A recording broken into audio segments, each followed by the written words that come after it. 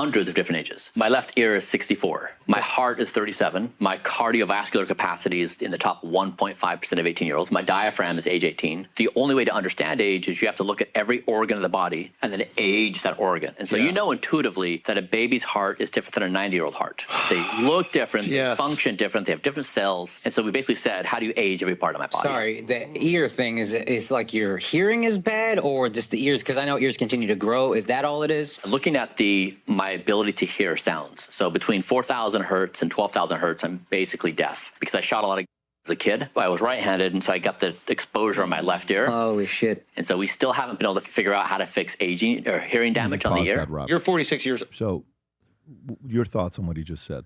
Hundreds of different ages. Yeah, it's a little bit arbitrary. So they're using metrics that are not corrupt, like not substantiated. He's kind of saying, "Oh, my heart is 37 years old." Well, I mean, how do you know your heart? He's comparing it to other people. So it's not a bad series of metrics, but I do think it's a little bit misleading for people. Yeah.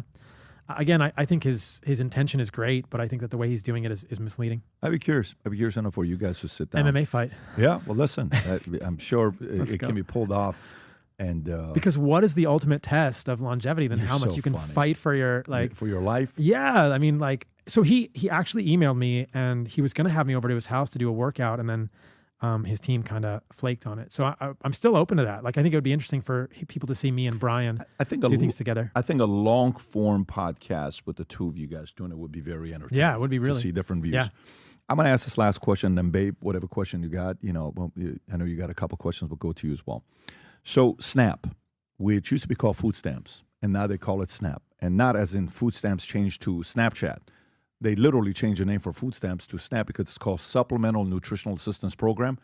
I didn't even know they changed it, but apparently they changed it because they said food stamps was a little bit offensive, so they kind of wanted to find a different name for it. Okay.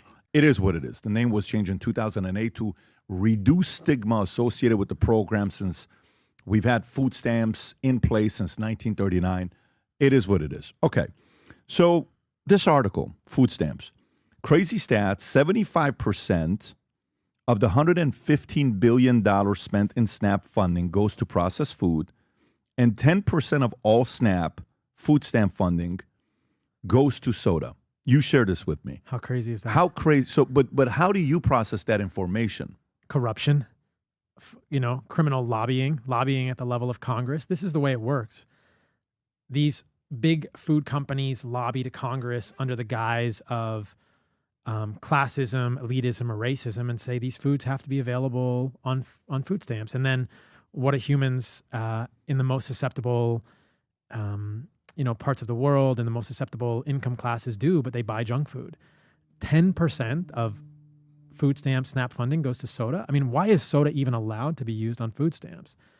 I think the argument against this idea, or for this idea, is that this is all that's available for humans. But it's crazy, right? Like water comes out of the tap. A lot of it's fluoridated, as we talked about, but humans can drink things besides soda. I don't understand why any junk food is allowed to be purchased with food stamps, but 75% of food stamp purchases are junk food. I mean, and the problem here is that this gets full circle because taxpayers pay for food stamps. So our taxes, your taxes, my taxes go to pay for the food stamps program. And then our taxes go to pay for the medical care when people get sick from these ultra-processed foods. And I think at this point, it's really incontrovertible to suggest that these foods are not making people sick. You can look at historically, you can look at those people we had from Weston A. Price. I mean, these foods are, I would say, the single greatest driver of chronic illness, which is one of the single greatest drivers of healthcare spending, which is one of the single greatest drivers on our economy and the health of our nation, available.